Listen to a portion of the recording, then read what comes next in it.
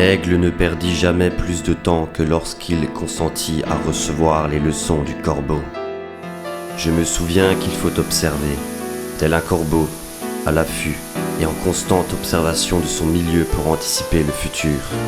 Cet oiseau de malheur, comme beaucoup l'appelaient, de noir vêtu, m'épiait chaque matin en m'accompagnant de ses croissements stridents lorsque je traversais le chemin pour me rendre à l'école.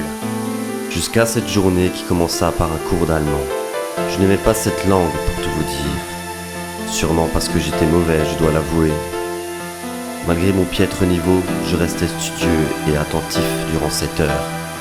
J'essayais tant bien que mal à déchiffrer ce qu'il y avait marqué au tableau. Et puis, durant une leçon, un mot allemand avait porté mon attention. Beobachten, qui veut dire observer. C'était d'ailleurs le seul mot que j'avais retenu lors d'une évaluation surprise de vocabulaire.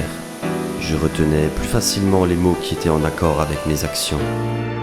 J'avais toujours observé ce qui se passait autour de moi à cette époque-là. Cet état passif m'a permis de construire ma vision sur ce qui m'entoure au fil des années qui passèrent. J'observais les faits et gestes pour déceler le cœur et l'âme des innombrables personnes qu'il m'était donné de rencontrer, à tel point que j'en savais davantage sur les autres que sur moi-même. Des années après, j'ai été moins assidu dans mes observations. Je me suis laissé porter par la vie, me recentrant sur moi-même comme la plupart des adolescents arrivant à l'âge adulte. J'ai voulu, comme tout le monde, gagner de l'argent, devenir indépendant et assouvir mes besoins à travers l'une de mes passions naissantes à l'aube de ma majorité, la musique. Mon inconscient a alors créé une épée de Damoclès qui me força à m'entraîner, à progresser et à devenir meilleur chaque jour dans cette nouvelle quête.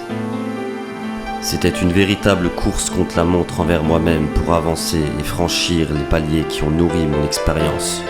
Cependant, j'ai voulu avancer si vite que cela me conduisit à faire sur mon chemin des erreurs. Trop d'erreurs et de mauvais choix.